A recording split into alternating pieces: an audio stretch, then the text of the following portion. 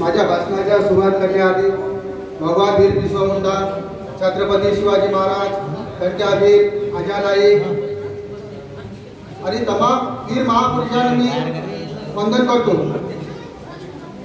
तसेच या कार्यक्रमासाठी आपण या ठिकाणी आलो तर या ठिकाणी सन्माननीय व्यासपीठ, विद्यार्थी तसेच या ठिकाणी जमलेले माझे आदिवासी बांधव तसेच पत्रकार बांधव, आदिवासीला कोणताही धर्म नसते।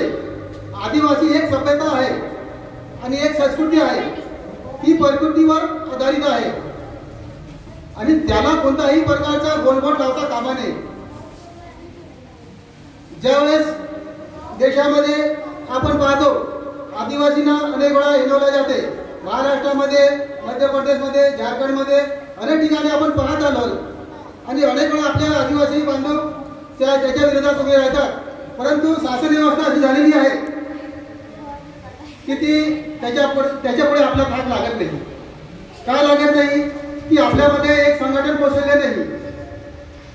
त्यामुळे मागे भाषणामध्ये विधाने सांगितलेले आहे की ज्या ज्या ठिकाणी आदिवासींचे अस्तित्व आहे त्या ठिकाणी मोठे मोठे प्रोजेक्ट बांधले जाते।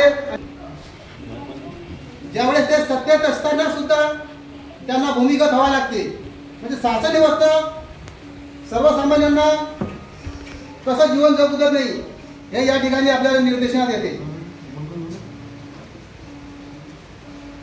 जब समंदर में उतर ही गए हैं, जब समंदर में उतर ही गए हैं तो नौकों की औकात भी देखी लेंगे। आणि आदिवासींसाठी 5वी अनुसूची आहे, 6वी अनुसूची आहे, सुधारित अनुसूची 12 आहे, परंतु जो कायदा आपल्यासाठी बाबासाहेबांनी तयार केलेला आहे तो प्रत्यक्षात आपल्याला अंमलात म्हणजे आपल्यापर्यंत तो पोहोचत नाही किंवा तो अंमलात येत नाही। ही एक शोकांतिक आहे। मी सन्माननीय व्यासपीठाला असं म्हणतो की आपल्या लोकांमध्ये जागृतीचे प्रमाण खूप मोठ्या प्रमाणात कमी आहे आणि ते जागृत करणे गरजेचे आहे। त्यामुळे आयोजक मला या ठिकाणी बोलण्याची संधी दिली।